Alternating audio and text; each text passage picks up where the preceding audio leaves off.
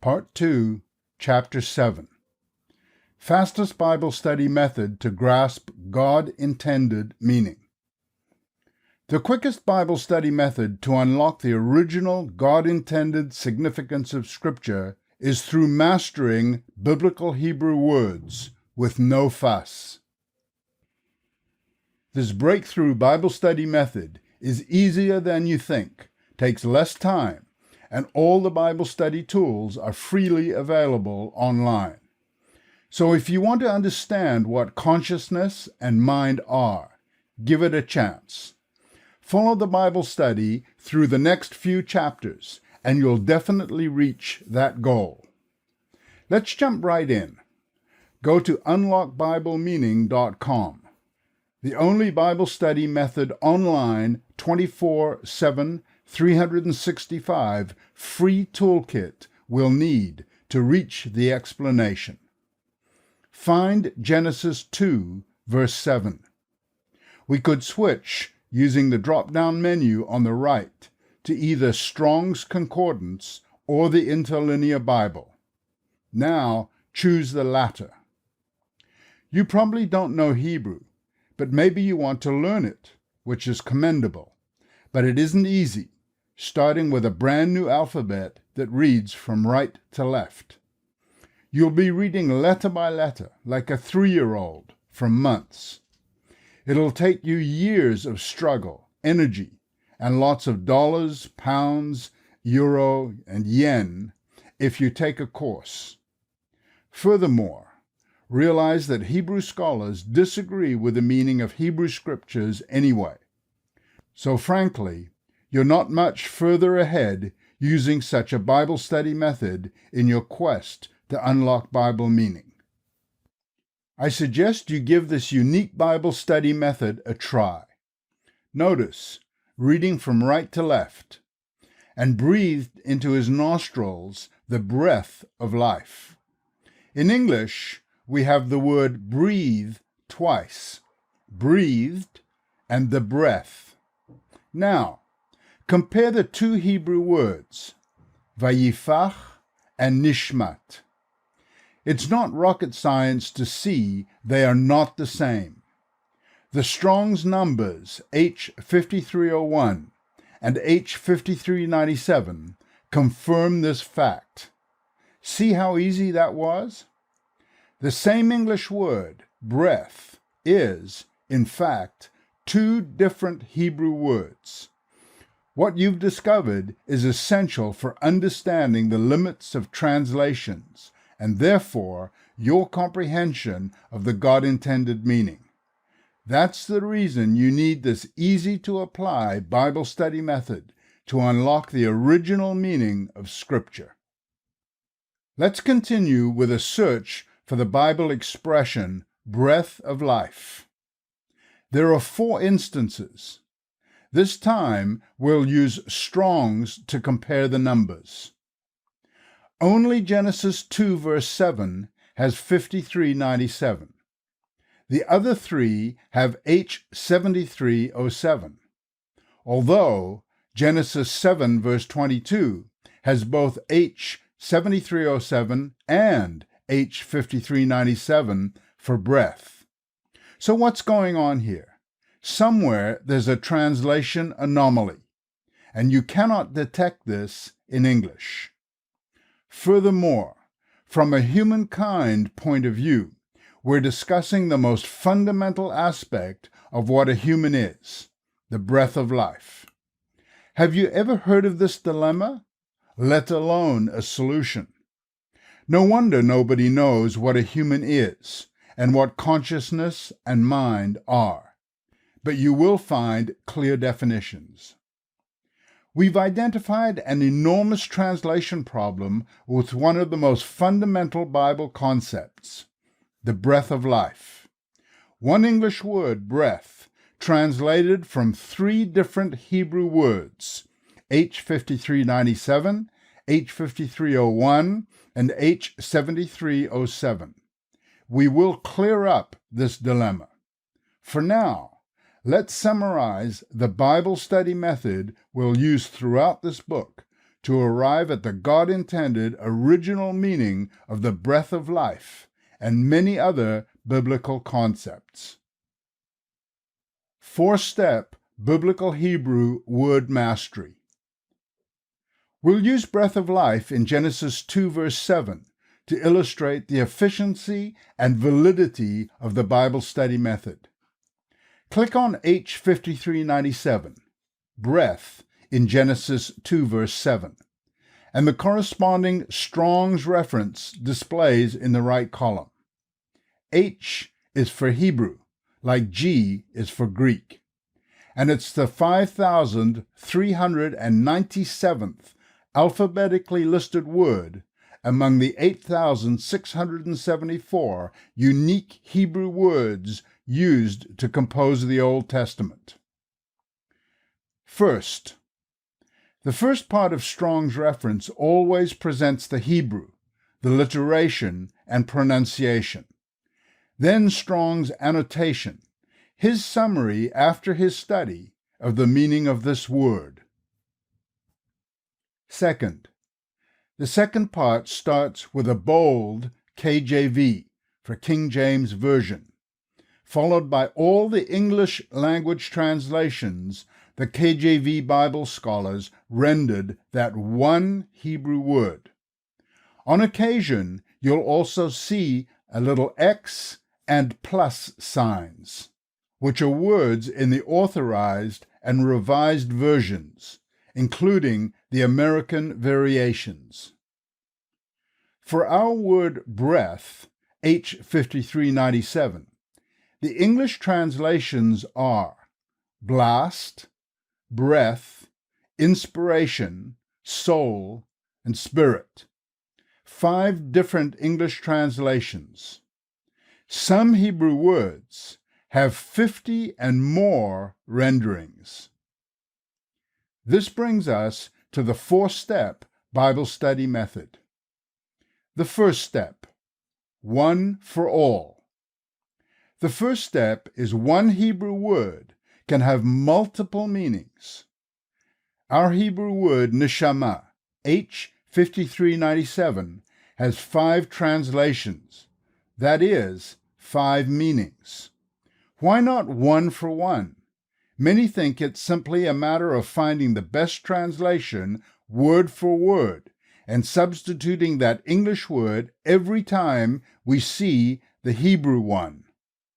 This is decidedly not the way the KJV academics saw the translation process. We have multiple words. How do we explain this? And what's the implication for understanding the God-given meaning of the one Hebrew word? Note that an aspect of this first step is among these multiple English word meanings, some can be contradictory or at least conflicting. We shall return to this in a moment. The second step, figurative meanings. A flying dove is a physical bird. An olive branch is a physical twig with leaves. But put them together and you have a figurative symbol for peace. Apart, they are simple physical objects. Together, they have an unknown hidden meaning. Most people know this, even if they don't know the symbol's origin. It is from the end of Noah's Ark. Whether you think it existed or not is not the point here. When a dove with an olive sprig returned to the ark, signifying dry land had appeared, the waters had receded, and the world was at peace. A child knows a dove is a bird, and a piece of wood with leaves comes from a tree, but it would not know that together they represent peace. The second step is figurative meanings are like the 9/10 hidden underwater part of an iceberg. You simply do not know it's there unless someone explains it to you. Until you get the explanation, you're flying blind. That 9/10 of the iceberg is the most important. Here's why. Most Bible readers and students study their Bibles like they were steering the Titanic, with disastrous results. They do not see the 9/10 hidden figurative writing in front of their eyes. Take breath, H 5793, for example. Breath is physical. Everybody knows what breathing is all about. We all do it. But the translations include inspiration and spirit. Those are invisible, hidden, non-tangible, and untouchable. I dare say few know breath is neshama in Genesis 2, verse 7. And fewer know that it has the figurative meaning of inspiration and spirit. So 9/10 of understanding is hidden from you. In that situation, it is impossible to know what a human being is. Mastering the figurative meanings of biblical Hebrew words is one of the key reasons people do not understand their Bible. The 4-step Bible study method focuses your attention on these hidden gems. Instead of sinking in Bible confusion, you will have eye-opening revelations of the original God-intended meaning of Scripture. The 3rd step, root meanings. Words in biblical Hebrew build mainly on a 3-letter base. For instance, in English, oculus, binoculars, and monocle come from the root word ocular, to see. Look at Strong's annotation for breath. Note, from H 5395, nasham. This always points to the linked root. Let's click and display it. H 5395, nasham, a primitive root, properly to blow away. In other words, to destroy. King James Version translation, destroy. Note the primitive root with the 3 letters, nasham, which you'll find in all the derivatives like neshama. The mem changes form to a final mem at the end of a word, but it's the same letter. This is biblical Hebrew with no fuss. All you have to do is compare the letters. Now for the clincher. In Genesis 2, verse 7, God blew life into the first human's nostrils. So what is the root meaning of neshama? Destroy. Wow, you weren't expecting that, were you? That's step 1. Multiple, even contradictory meanings, which sure is paradoxical. A personal note. I studied 2 years of advanced Hebrew with the Institute of Biblical Studies in Jerusalem to validate the Bible study method I'm teaching you. When I pointed out the contradictory nature of some words, my teacher and fellow students shunned the idea. I kept at it, and before long they identified such conflicts and agreed with the principle. I guarantee you this Bible study method gives valuable results, as you can already see. It's 100% sure the biblical Hebrew word neshama means both blow and blow away, and we have a problem on our hands, which we will solve. The 4th step, all for one. The 4th step of the Bible study method is the key destination for every biblical Hebrew word. All the translations and meanings, multiple, contradictory, figurative, and roots, for a given biblical Hebrew word must tell one story. That's it. Bibles give us basically a word-for-word translation. However, each biblical Hebrew word tells one coherent story. All the multiple meanings weave together to narrate the original God-intended meaning. We're praying, meditating on, and studying to reach that and that alone. Each word is a puzzle piece with its one and only shape. The various meanings reveal the contours of each term. When we really tell the word story, we'll understand where and how it assembles with all the other puzzle pieces.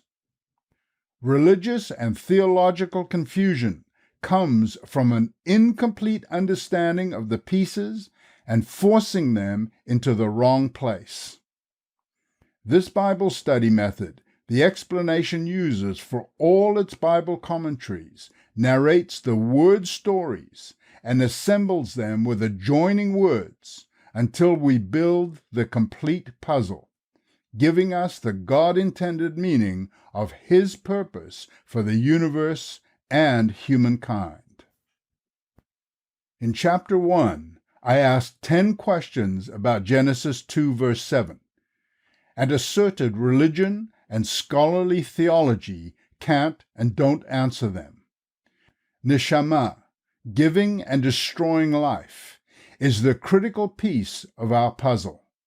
We must get the narrative right, or we won't assemble the puzzle correctly.